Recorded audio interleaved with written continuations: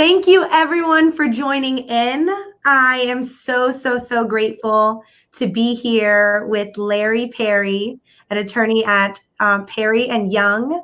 And so we took a little bit of time before getting this started to really get to know each other even more. And I think since we've been talking, we really have, even before we even called each other now, we've been talking back and forth and communicating. And so I really think this man is extremely intelligent, very bright. Hearing his word and things and questions that I'm going to ask him, it's going to be very beneficial for all, especially lawyers, to hear him out. And so I just wanted to say thank you so much, Larry, for joining me. I need to go find the guy you're talking about. It's not the guy sitting here, but thank you so much for those kind words.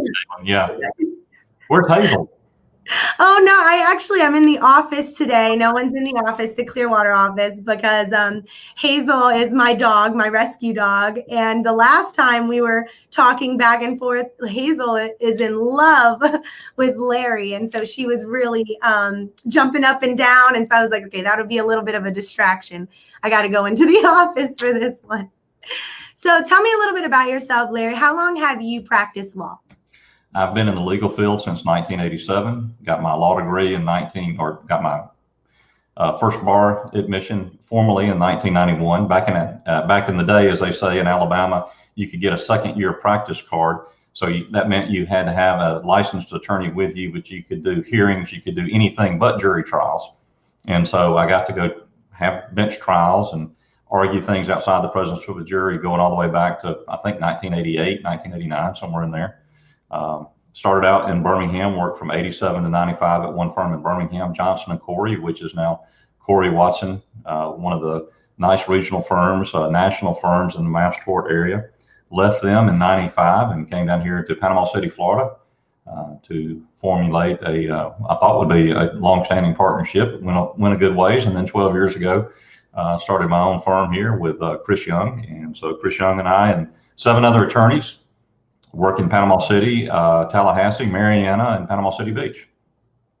That is awesome. So what type of cases do you generally handle? I just want to have, I know that. I just want to get it over to everyone. Sure. I mean, we are a plaintiff's law firm, meaning that we handle claims for people against insurance companies and those who have caused harms and losses. So it is anything from automobile accident cases to heavy truck cases, medical malpractice.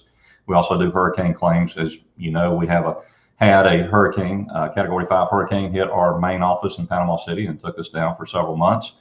We got back in. We're still undergoing renovations nearly 2 years later, but we're back in the office and we're panhandle strong, as we like to say.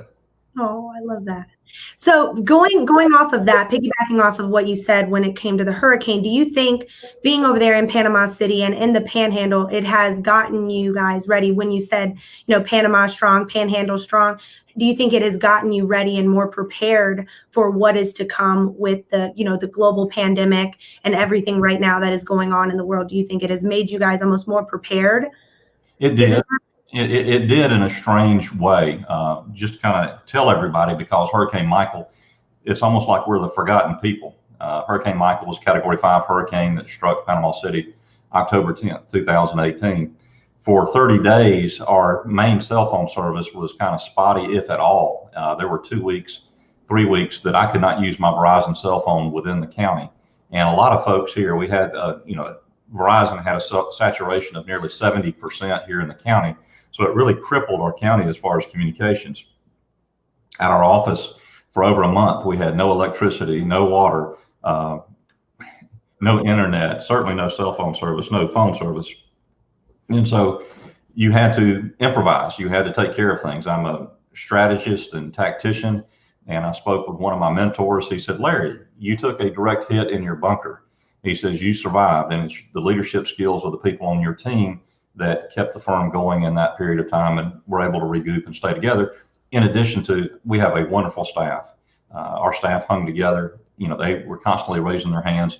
Hey, what can we do? Where do we need to be? How are we going to take care of our clients? The staff really kept us together. That's awesome. So we were together, and now I start to see how to avoid the pandemic seminars, and I'm going, hey, this is pretty nice. We've got air conditioning. We're like, we got toilets. Couldn't get a haircut. Still got the COVID hair on. I like the girls. Yeah, I had hurricane hair for a while following Hurricane Michael. Now I just do this for fun and to make my wife a little mad at me because she's like, you need to get a haircut. But it's great. And so yes, we were then prepared to work remotely and operate remotely. At one point following Hurricane Michael, we had people in 7 different states working. Our staff did not miss a paycheck. And so we were prepared and we were ready to go. And that was the resilience, though, of our staff. I mean, we had folks in North Carolina. We had folks in Missouri. We had people in Arkansas. We had people in Pennsylvania, Florida, Georgia, Alabama. We had people working and wanting to work, and they were working. They were producing and taking care of our clients, keeping in touch with them best we could. And then, we kind of saw it through to the other side. And then we get hit with a pandemic. So now we have the remote capabilities. A lot easier this time around. Like I said, we've got air conditioning and running water, cell phone service. Nobody in my group complained. Not a single person. Wow, that is awesome. So from a young lawyer's perspective, such as myself, and one that I can maybe get across to my other colleagues and those that are practicing law, not doing so much of what I'm doing, but practicing law, trying to generate business in a global pandemic, especially being in the Florida market where they've had to deal with hurricanes, maybe obviously in Tampa, not anywhere near as how, the Panhandle and what you guys went through there. But what would you give them as young lawyers, how to generate business during a global pandemic, and what you're doing and what sets you apart from everyone else? A lot of questions there, and I'll try to answer a couple of them as we go along. And the very first thing is to establish what answers need to be reached. What do people need answered? I mean, right now we have a television show on Sunday nights. We've had it for 10 years. And right now, during this COVID crisis, if you will, what's it called? The television show? Law Call. Okay. Law Call, WMBB. You can watch it. It's streamed on the internet, WMBB.com, Sunday nights, 10:35 Central, 11:35. There we go. I was looking for the whole. There we go. Like and subscribe. There we go. Do all of that good stuff. So what we do is we are there to answer questions. We try to help people in their time of need and answer the questions that they have. They're not always personal injury questions. So for any lawyer, whether they're a family lawyer, a criminal defense lawyer, you got to be willing to solve people's problems. If you say, all right, well, all I want to do is this, and that's all you do, then you're limiting yourself. And I say it this way. Last night on the show, probably had 7 questions, and not a single one of them had to do with personal injury. It had to do with COVID. It had to do with stimulus checks, PPP, people getting fired or being told to go to work when there was somebody positive for COVID at work, things of that nature. But that's what mattered to people. So you got to take care of what people need, and then they will see you as a trusted advisor and then come to you in their time of need for personal injury, family law, criminal defense, whatever it may be. So show up, answer the bell, and be there when they need you, and they will remember you. So our intakes, I mean, we watch our intakes. Of course, our intakes went down. Everybody's intakes went down because as lawyers, we need people to move around and interact. Without that interaction, without people moving around, you're not going to have criminal cases. You're not going to have civil cases because people literally are not moving. You're not going to have a lot of cases that are fresh and new. So you have to be available to them during this time. And then on this flip side, as we're starting to come out of this, we're seeing our intakes just skyrocket again and get back to the levels that they were before very quickly because they know that we're there and we're there to help them in whatever time of need that may be. So again, for a family lawyer, if you've got 50 cases on your family law case list, did you call and did you check on everyone? Did you write them notes? Did you meet their needs, whatever their needs were? And sometimes you can generate an ancillary business off of that through your law career or through your legal, through your law practice, and it'll be another avenue to generate income. So for instance, while everybody's sitting around, if you're a family lawyer, you might have developed a will package, which includes a will, power of attorney, healthcare surrogate, and charge $500 to folks to say, hey, this is a great opportunity. We're now facing a pandemic, but for $500, we'll put together a small package for you to make sure that you and your family are covered. Now you've increased your network and your tentacles, if you will, into the folks that are there. So you're going deep, you're going wide, and you're being consistent in meeting with people. There you go. Wow. Keep going. That's so knowledgeable. That is exactly the answer that I would have wanted to hear as a young lawyer starting my own firm, if I'm in those shoes, of how listening to the people and listening to their needs and seeing how, what you can do to generate more business that way by becoming more empathetic and genuine. And I think that that's how we communicate. And I think that that's why I was so driven of wanting to get you on, because a lot of the time, when you are seeking advice from, someone that has been in the industry a long time, it's kind of intimidating. And so I'm really excited that you have opened up your arms of saying, hey, we did our own broadcast now. You said it's a television show? Oh, we have a television show, but it doesn't matter. You can go on Facebook. You can go on Instagram. There, the first couple of weeks, I was on Facebook, probably doing Facebook Live with different events, and then also giving people updates on the payroll protection plan, the stimulus plan for individuals, just giving people a 10 or 15 minute, did it consistently over a period of time. And frankly, when things kind of, my schedule allows it, I'm going to go back to that and probably 2 or 3 times a week, have a 3 p.m. afternoon, talk with Larry. Hey, send in your questions, and here's the topic that I'm going over. If you've got a question, pop it up on the screen and let's see if we can answer it for you. If not, I've got 10 minutes of time to talk, and you can watch me talk. I have realized this one thing, and I want to hear your point on this, and then I have a couple more questions before I have to let you go today, unfortunately, because I would love to keep you forever. There's 2 questions here. One would be, as an attorney in your stature, going on with the world, because obviously we did talk about this. One thing you learned this weekend, I think it's beneficial for us to talk about this as well. And that question was, and you can ask it. And I actually did really like the question. And I think that everyone should really hear that. And then I'm going to end it on one other question unrelated. But with everything going on in the world and the riots and so forth, Larry and I spoke, and he asked me a question, and it really resonated with me. And I think we all need to ask ourselves this. So, are you lucky?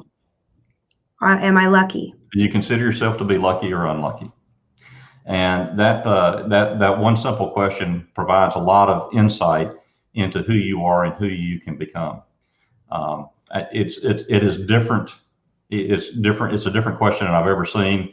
I haven't read the actual study that had the question, but I read a small little excerpt from it. But if you consider yourself to be lucky, if others consider yourself to you to be lucky, then you put yourself in a position to have tiny little wins along the way, and people follow those who are consistently winners. So if you say, oh, I'm unlucky, and you're dour, and you're down, and you're Eeyore, and how can that be? How can that be? Whatever it may be, oh, that's always happens to me. You're not going to generate the kind of influence, first of all, and second of all, you're not going to generate a group of people to follow you, because who wants to follow somebody that always has bad luck on their side? And there are methods to train yourself to get out of that. Your background and my background is not too terribly different. I came from a very poor background. My parents divorced. I grew up in basically the projects of Bessemer, Alabama, and then left the projects to from the country to the projects. So I tell everybody I'm part country, part hood, and that way I worked at Waffle House to get through college. And worked as a house father to get through law school for a fraternity. So the value of hard work is something that's been ingrained in me. And even though I'm now middle-aged toward the end of my legal career, I've got more years behind me than I got ahead of me. You get into a situation where, all right, now what's most important overall in life? I've been focused too much, really, probably on myself, to say I've got that chip on my shoulder. You see it right there, right? That because people told me, you're not going to make it. You'll never do this. You're from the wrong side of the tracks. Your daddy's an alcoholic. All these different things that are going on, and you just kind of carry that chip on your shoulder. And Caitlin, you froze up there. Are we still there? Oh, you're here. You're back. Okay, got you back. All right. We're back. So it's a set of circumstances, but even in those circumstances, my mother always told me, keep looking up. Keep looking up. That was our mantra. It wasn't when I graduated high school. She gave me a pocket watch, and inside the pocket watch was keep looking up. And so there are people that have it much worse than I've ever had. You look around the world and get a world view. If you're an American, you're already in the upper 20% of the population of the world. You start looking around as attorneys, and you start looking at the incomes that we make. Now you're in the upper 1% of the world, and sometimes even the upper 0.5% of the world population. And then you start looking around, just if you want to compare yourself to the United States, you've got tremendous opportunity. Consider yourself lucky where you are. Just start from there. I love that message. Yeah. And the last thing is, how did you like working at Waffle House? No, I'm just kidding. I'm just kidding. It was fun. 2 o'clock in the morning. I'm telling you, it's delicious there. It's like the best guilty food ever, man. You can't get rid of a waffle. Yeah, I put on my COVID-19 partially because of Waffle House this time. We bought Waffle House for the staff frequently. Oh, I love it. So one serious last question. Is there anything you want to give the platform that we are on now, talking to everyone? I know you mentioned how amazing your team is and how hardworking they are. And I feel the same way with my team and having those bosses that you want to work hard for, you want to go to bat for every day and show up every day. Is there anything you would like to say to them as well as everyone else listening to the broadcast of being a lawyer and in your stature and what they can do to move forward and generate business in themselves and become better within themselves? Build a great team. Have partners when you have partners that you are equally yoked with. And, that's a special term of art. People will get that who understand it. Make sure that y'all are on the same wavelength as far as what your vision is. And if you have partners, make sure that any disagreements stay behind closed doors. My partner and I, we've been together 12 years as a legal team, 100%. And I can't tell you that there's anything of any significance that we've really disagreed on. Timing, maybe, but no one ever knows when we disagree about anything. We speak with one voice. More importantly, make sure you get people around you who are smart and bright and have the same goals in mind. If they don't have the same goals in mind, you're going to be disappointed. They're going to be disappointed. You got to make sure everybody's lined up. If you're not lined up and one person wants to go off down another path, even though that path may be the right path for them, it may not be the right path for your firm or your partnership. And that's always been probably one of our difficult things when somebody starts to kind of go astray or try to take their own path. It's okay. And so we tell people, look, this may not be the right place for you. And when we have our musters, we try to have meetings. When pre-COVID time, we would have a meeting every morning to get us started. We would tell people and tell our staff, this may not be the right place for you, but if it is the right place for you, we're going to invest in you 100%. We're going to get CLEs for you. We're going to feed you Waffle House. We're going to do whatever it takes to keep you happy and bring that to fruition. But if you're not happy here, you're here 8 hours, 9 hours a day, please raise your hand and say, I need to go someplace else, and keep it professional. There is no reason to be miserable in your position, your station, or your job. And if you are miserable in your position, station, or job, then you need to reconsider where you are and change that position. Incredible advice. You're awesome, Larry. This has been one of the best interviews I've ever done. You're the guinea pig. This was the first one. I'm the first interview you've done. So yeah, you're the best one yet. I'm telling you, hands down. No one's been better. But thank you so much, Larry. I really, really appreciate it. And you believing in me and even giving me a chance at this. And so spread the word about momentum. I have to talk about momentum real quick. I definitely have to. So we're sending these, and I would just left Orlando, and these little baggies, and I'm going to send them to your firm as well, Larry. And it is hand sanitizer and masks. Don't worry, we have other colors other than purple, Larry. You don't have to wear a purple mask. Okay, that's my high school color, so you're good. You're good. Okay, that's good. So we are sending these out. I did package them up. We're really excited to help out the essential workers and even the workers that are going in to the law firms. I mean, your guys have been doing an incredible job, you guys. And so Momentum wants to give back, and I'm so grateful. And I mean, I'm going to obviously throw in there the best cookies around. These are you stayed up late last night making those cookies. I appreciate that very much.